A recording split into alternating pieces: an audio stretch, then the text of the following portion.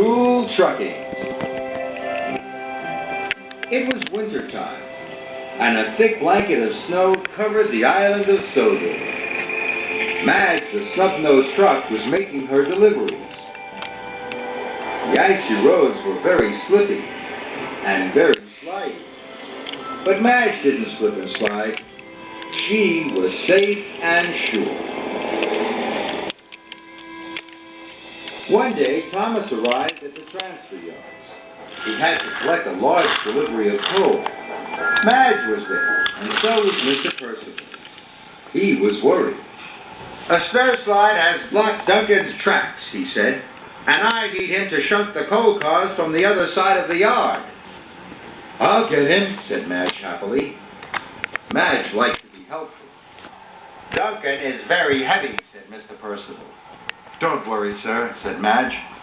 "I'll bring him here in no time." And she raced away.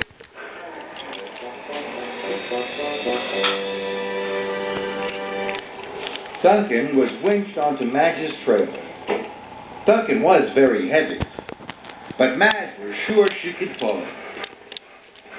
She roared and revved, and slowly she pulled away. Madge drove carefully along the country road. She was being safe and sure. Soon Duncan started to tease her. "You always go so slowly," Duncan laughed. "We'll be lucky to get to the transfer yards by supper time." "I always do my job safely and on time," said Madge.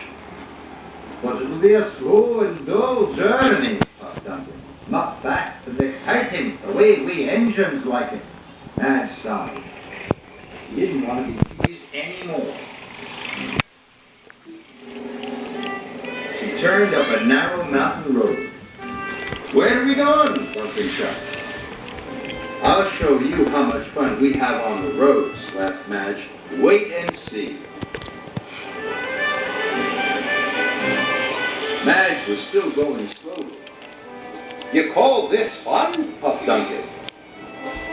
"Maybe not," said Madge. "But what about this?" And Madge skidded her wheels.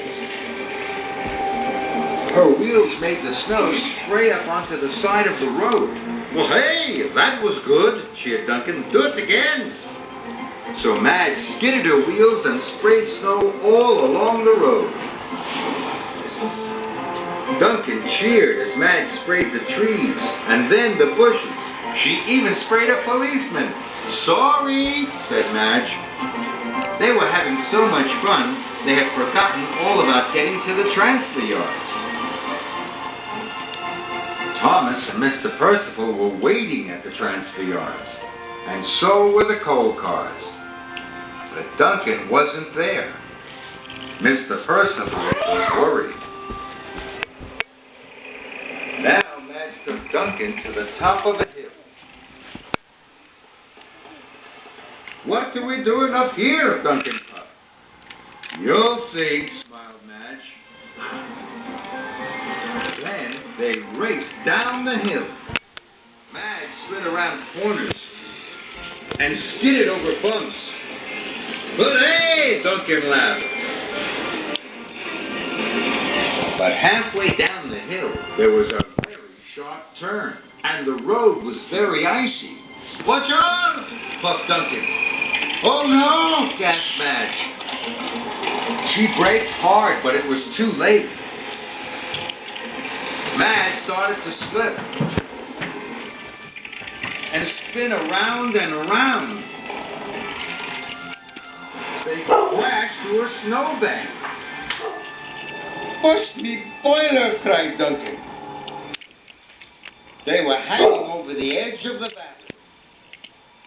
Madge looked down over the edge. It was a long way down. "Oh no!" Duncan moaned. "What am I going to do?" Madge groaned. Madge rocked and teetered. Slowly, she revved her engine. Inch by inch, Madge reversed back onto the road again.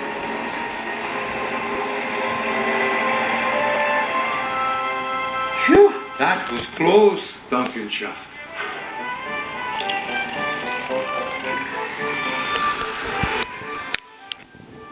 Madge set off for the transfer yard, but on the way, she saw another very bumpy and very slippery road. That looks like fun, Duncan puffed excitedly. We're late, called Madge. I have to get you to the transfer yards to help Thomas. So Madge drove on.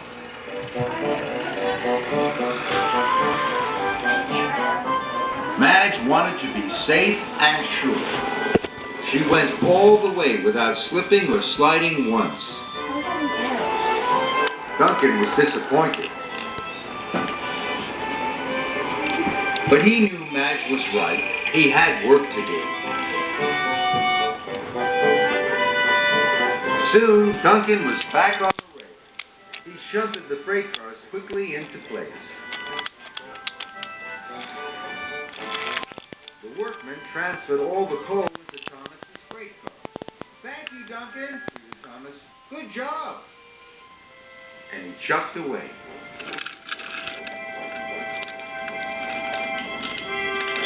That evening, Madge went to visit Duncan. Madge pulled into the sheds.